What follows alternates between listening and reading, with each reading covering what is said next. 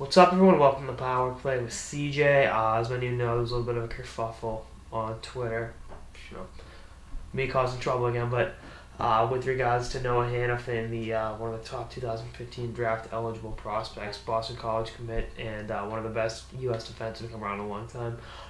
Bottom line is this: I've got a few sources close to Hanifin, but where I heard the news from was from a hockey source. That's what I'll call it. He wants to enroll at BC next year as a 17-year-old freshman. Grades-wise, he's all set. Academically, he's there, clearinghouse, all that shit.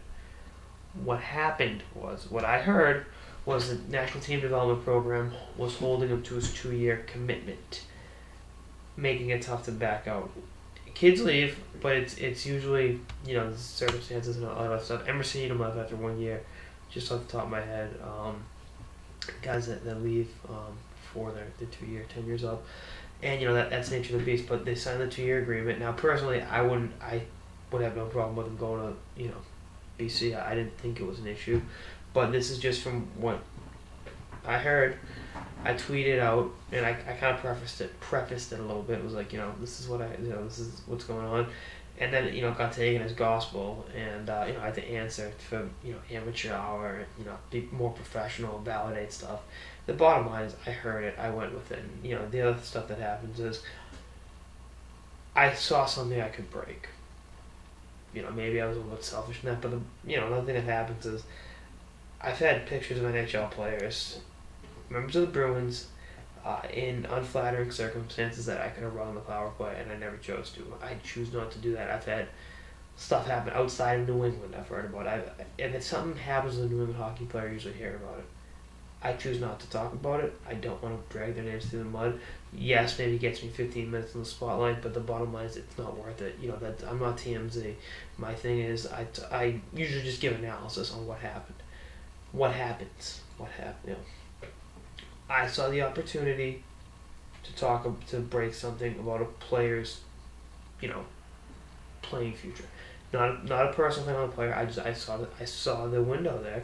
And I really can't fault me for taking advantage of it. And again, until Noah Hanifin steps foot on campus of Boston College, anything can happen with him. And I think you'd be naive to rule out the Quebec Ramparts being involved with Hanifin. I know you can say it's ruled out, but I mean I don't know how many players over the years have ruled out going to major juniors, and they're up there playing now. I mean that's just the nature of the beast with college hockey and the CHL. And I've never heard of the U.S. development team blocking someone from enrolling in college early, but it's also tough for 17-year-old kids to be, college freshmen. I know, Jack Eichel, Jonathan Taves, Jack Eichel obviously right now, Taves way back when, Phil Kessel guys like that have been able to step in as 17-year-olds and play right away, but, it's few and far between. I mean, there's maybe 1, 2, 3 a year in all college hockey, and that's just the way it goes. And usually they're the late birth year from, they turn 18 before December, whereas opposed to Hanifin turns 18 in January. He's a true, 17-year-old freshman. So that's a situation to keep an eye on. I don't know if I just said Hamilton or not, but Hanifin, and that's just, there's so many moving parts here. And the consensus is Hanifin wants to be a BC Eagle next season. He's ready to play, even though he's 17. And, it'll be a good fit for everyone. But, nothing signed, sealed, delivered. He hasn't signed his national letter of intent, I don't believe. And, Jerry York isn't jumping up and down the couch like Tom Cruise on Oprah, celebrating yet. So, I think if I had to wager my money, 50% he's at BC next year, 30% he's with the development team, 20% the Ramparts are involved. You are foolishly naive if you rule out the CHL, especially a team that is Patrick Roy involved. Now, Roy, obviously, he's coaching the Avalanche. He's not involved in the day-to-day with the Ramparts, but he's part owner, and he can make a few calls. He can show up at the house in the greater Boston area and say, look, I got 4 Stanley Cup rings. We're hosting Memorial Cup. That's a situation. But, yeah, I got to clear the air with that. I'm not apologizing. That's not the right word. I didn't do anything wrong. I didn't do anything harmful or malicious. Did I report false information? I reported what I heard.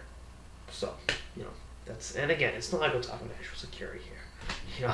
It's not like, Barack Obama's personal stuff is getting out there. It's just something I heard. tweeted it, and may not be the truth, but we'll see what happens as it goes forward. I mean, we're still 3 months off from school starting, so that's 90 days. So anyway, just figure that I bring that up. That's all I can episode of the Power Play with CJ on my little clarification about Noah Hanifin. Stay tuned for episodes throughout the playoffs and beyond. Later, guys.